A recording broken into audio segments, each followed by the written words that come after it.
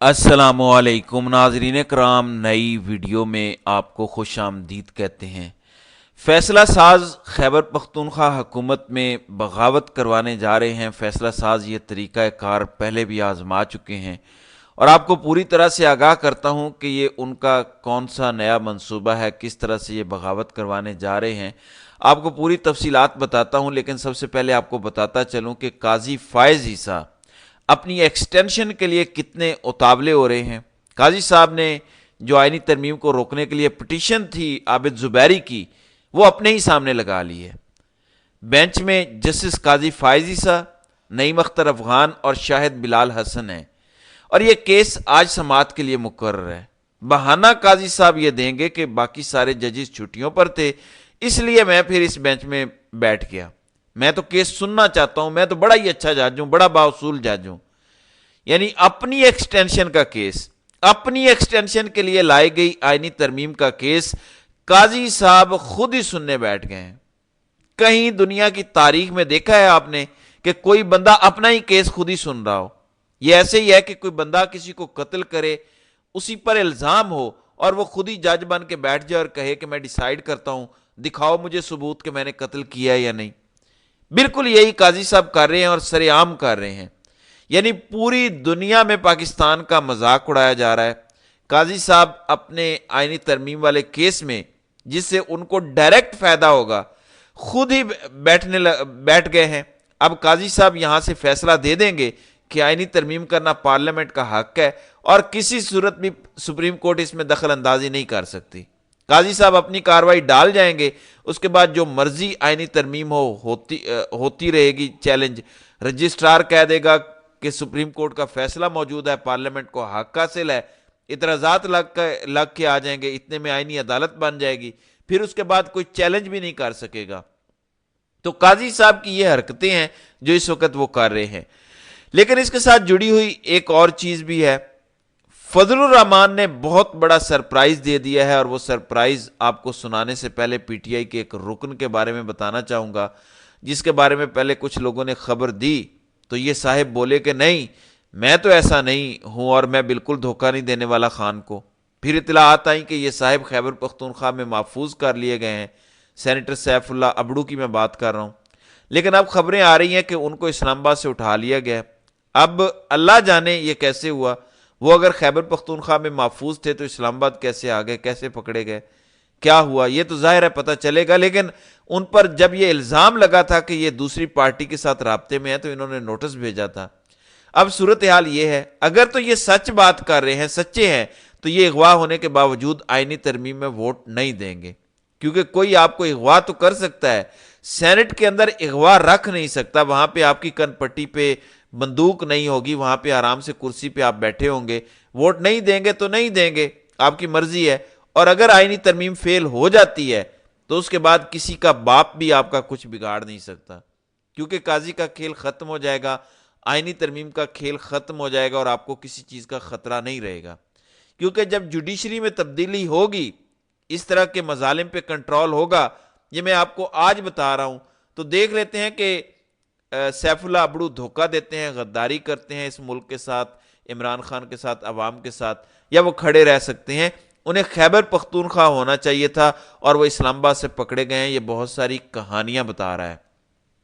एक एक वोट कीमती। आपको बता दूं कि सेनेट में हुकूमत को सिर्फ 3 मजीद वोट चाहिए।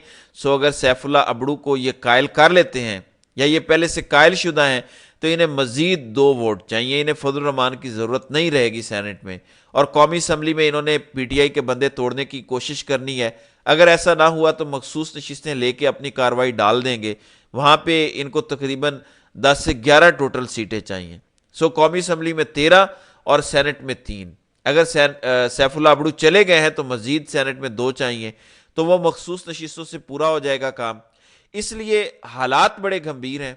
दूसरी तरफ फजलुर रहमान पार्टी के अहम मेंबर कामरान मुर्तजा क्या कहते हैं, ये बड़ा इंपॉर्टेंट है। आपको पता चल जाएगा कि उनका स्टांस क्या है, क्योंकि आईनी तरमीम फजलुर रहमान की तरफ से वो बना रहे हैं। ये जरा सुने। कोई लचक दिखाने को तैयार नहीं है आईनी अदालत के कयाम के हवाले से, आईनी अदालत के आइडिया को लेकर। अगर बनेगा तो फिर आईनी बेंच ही बनेगा, अदालत आप नहीं मानेंगे किसी सूरत की। اس میں اسٹرکچر جو ہے وہ ڈیمیج ہوتا ہے. اس میں جو ہمارے خیال کے مطابق جو ہے جو اس وقت موجود ڈھانچہ ہے، دیکھیے آئینی عدالت کیا، سپریم کورٹ غیر آئینی عدالت ہے، ہائی کورٹ غیر آئینی عدالت ہے، تو پھر ان کو کہہ دیں کہ یہ غیر آئینی عدالتیں ہیں، یا پھر ان کو پھر آپ نے سبارڈینیٹ پوزیشن دینی ہے تو پھر آپ کی مرضی ہے.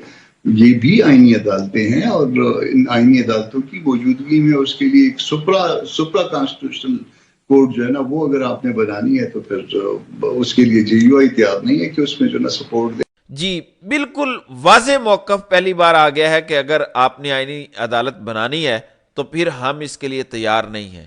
فضل الرحمان نے پچھلے 2 ہفتوں میں جو بھی سارا کچھ ہوا ہے، اس سے پہلے ایک بار بھی نہیں کہا کہ آئینی عدالت نہیں بنانی، بلکہ وہ کہتے تھے، ان کا بیان موجود ہے کہ جب چارٹر آف ڈیموکریسی ہوا تھا تو اس میں آئینی عدالت کا ذکر تھا، تو ہم اپنے وعدے پہ قائم ہیں. اب پہلی بار سینیٹر کامران مرتضیٰ نے کہا ہے کہ اگر آپ ایک آئینی عدالت اس طرح سپرا کانسٹیٹیوشنل کورٹ بنانا چاہتے ہیں تو وہ ہمیں قبول نہیں ہے. یہ بڑا واضح موقف ہے.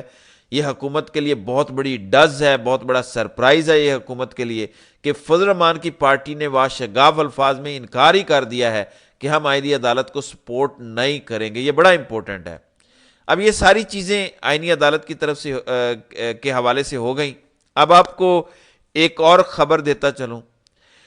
ناظرین کرام، حکومت نے سی پیک بند کرنے کا فیصلہ کر لیا ہے اور آئی ایم ایف کو لکھ کے دے دیا ہے. یہ یقین دہانی جو کرائی گئی ہے، آئی ایم ایف کا جو تیسرا فیز ہے، پہلے فیز میں بجلی ہونی تھی، پھر انفراسٹرکچر بننا تھا دوسرے میں، اور کرا کے پھر تیسرے فیز میں یہاں پہ انڈسٹریز لگنی تھی، اسپیشل اکنامک زون بننے تھے. اسپیشل اکنامک زونز کا مطلب ہے کہ آپ ٹیکس نہیں لیں گے، ان کو سبسڈیز دیں گے وغیرہ وغیرہ.